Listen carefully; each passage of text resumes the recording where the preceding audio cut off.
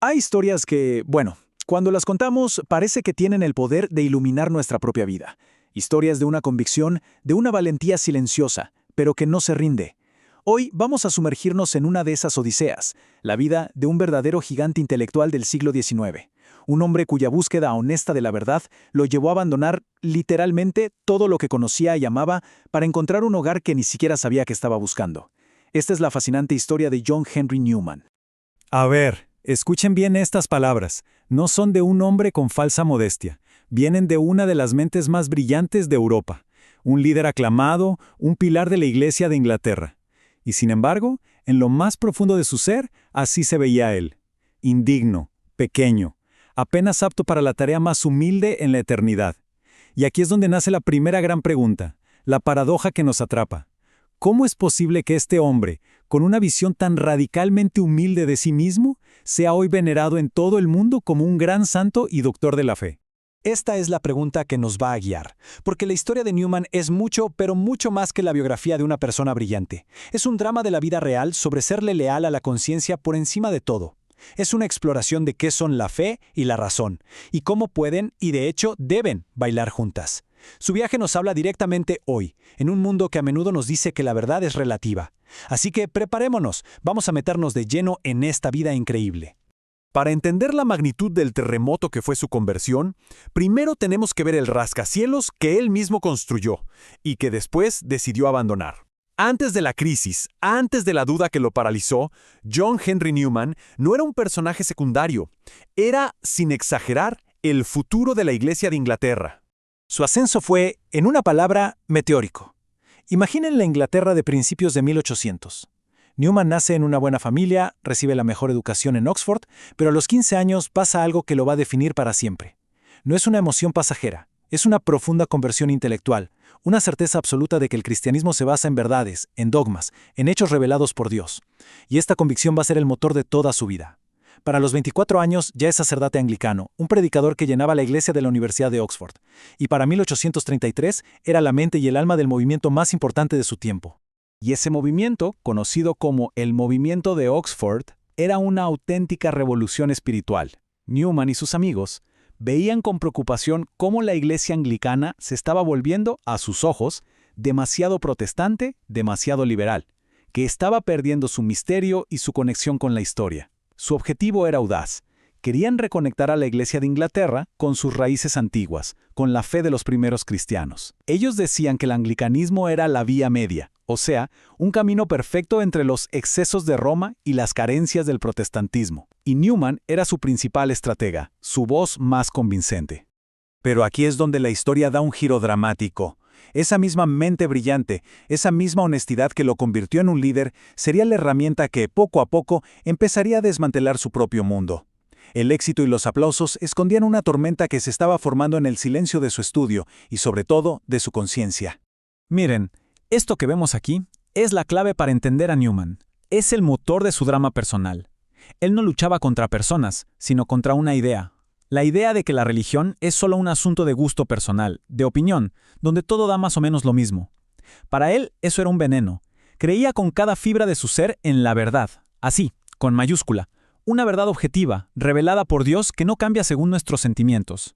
Toda su vida fue una cruzada para defender esta certeza, en una época que empezaba a glorificar la duda. Y esa cruzada lo llevó de cabeza a esta encrucijada. Para defender la vía anglicana, se puso a estudiar a fondo los escritos de los primeros siglos del cristianismo, los famosos padres de la Iglesia.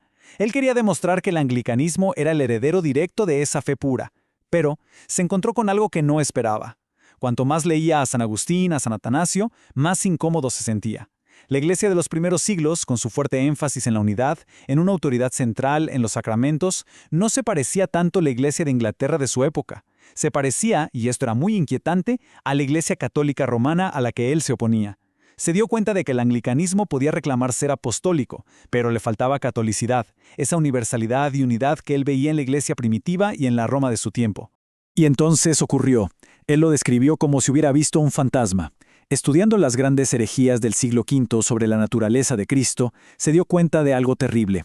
Los argumentos que usaban los antiguos herejes, como Arrio, para justificar su separación de la Iglesia eran espeluznantemente parecidos a los argumentos que la Iglesia anglicana usaba para justificar su separación de Roma. El impacto fue brutal. Fue como si un espejo a través de 14 siglos le devolviera una imagen que no quería ver. La pregunta que se hizo no era teórica, era existencial. ¿Y si estoy en el lado equivocado de la historia? ¿Y si, al defender mi posición, estoy repitiendo los mismos errores que casi destruyen la fe en el pasado? Esta fue la primera grieta profunda en el edificio de sus certezas. Esa grieta se convirtió en una fisura y esa fisura, alimentada por su honestidad y varios eventos sísmicos, finalmente derrumbó todo el edificio. Lo que vino después fue una de las decisiones personales más impactantes, escandalosas y valientes de la historia religiosa de Inglaterra. Un verdadero salto al vacío. El año 1841 fue el punto de no retorno. Primero, en un último y desesperado intento por tender un puente, publicó el Tracto 90. Ahí, él argumentaba que los 39 artículos, la base doctrinal del anglicanismo, no eran tan anticatólicos como se creía. La reacción fue de una furia total. Lo acusaron de traidor, de ser un papista disfrazado. Sus colegas, los obispos, la universidad, todos lo condenaron. Y el segundo golpe fue casi inmediato. Un acuerdo político para crear un obispado conjunto en Jerusalén con protestantes luteranos. Para Newman, esto fue la prueba final. Si su iglesia estaba dispuesta a unirse con grupos que negaban la sucesión apostólica, entonces la vía media era solo una ilusión. No hay forma más clara de decirlo. Con estas palabras, Newman describió cómo se sentía por dentro. Su fe en la Iglesia de Inglaterra no estaba herida, estaba muerta, y él estaba de luto. Se retiró de la vida pública, dejó su púlpito en Oxford y se fue con un pequeño grupo de discípulos a una aldea llamada Littlemore. Y ahí vivió casi como un monje, rezando, ayunando y estudiando, buscando desesperadamente una luz en medio de tanta oscuridad.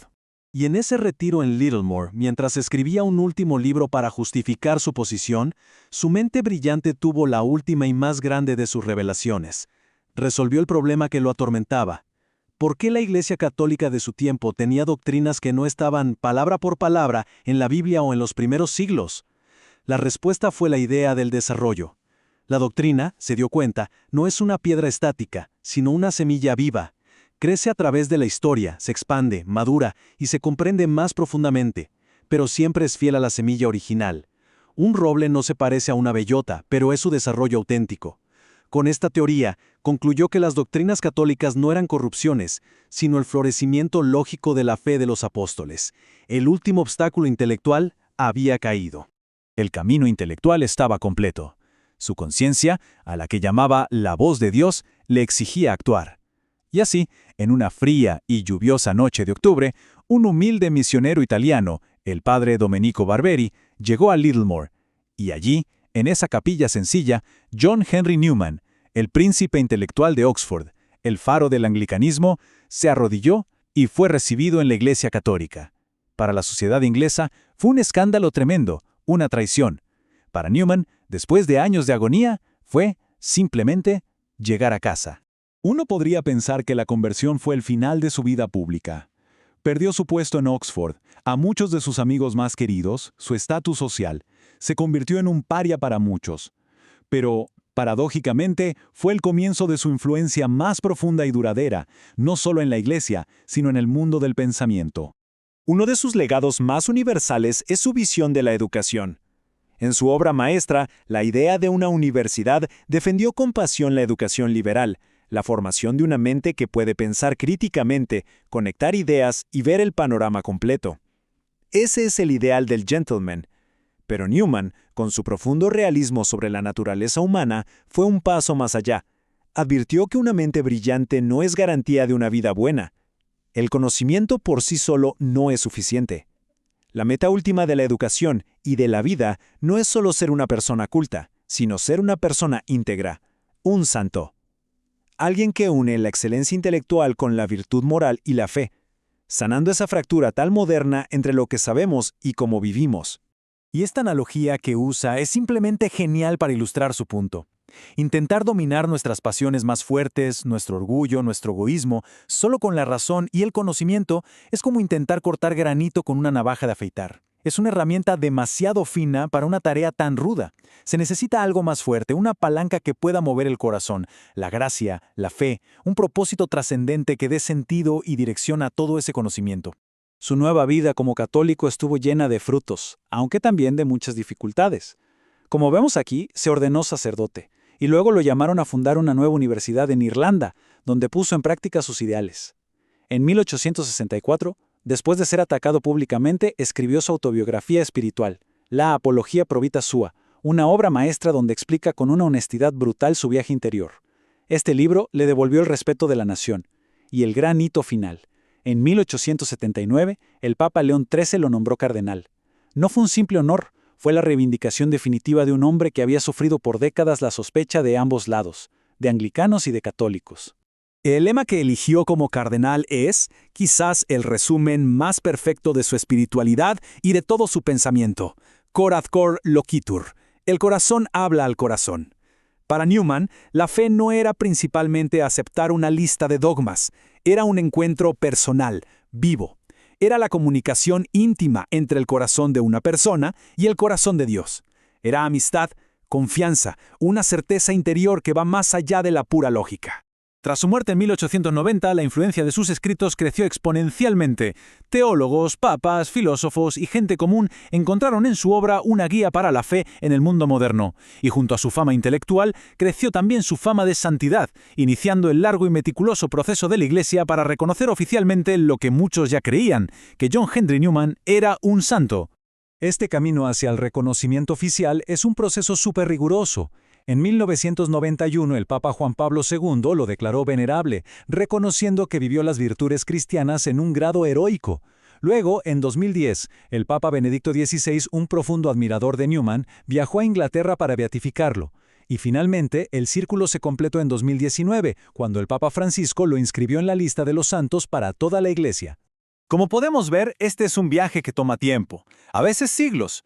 Cada etapa implica un análisis súper detallado de la vida y los escritos.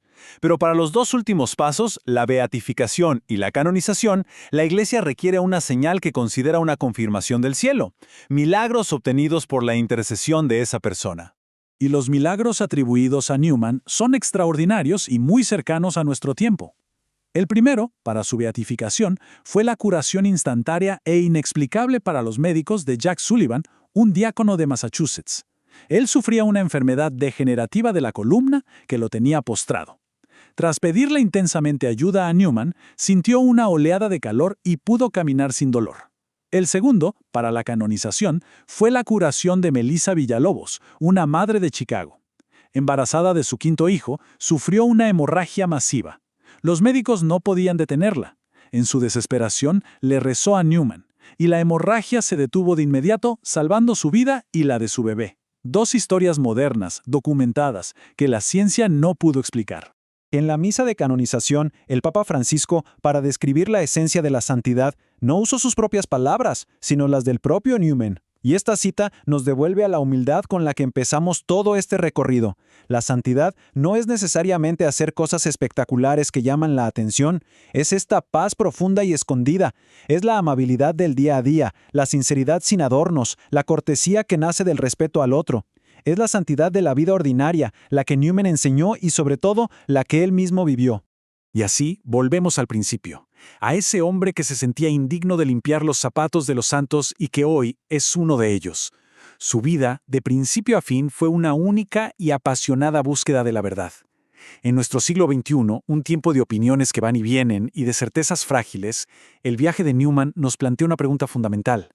Nos muestra que ser fiel a la verdad no significa estar anclado en el pasado, sino comprender cómo esa verdad crece y se desarrolla, como un árbol, sin traicionar sus raíces. Su historia es un testimonio poderosísimo de que la conciencia es nuestro santuario más sagrado y que la búsqueda honesta de la verdad, sin importar el costo, sigue siendo la aventura más noble y valiente que un ser humano puede emprender.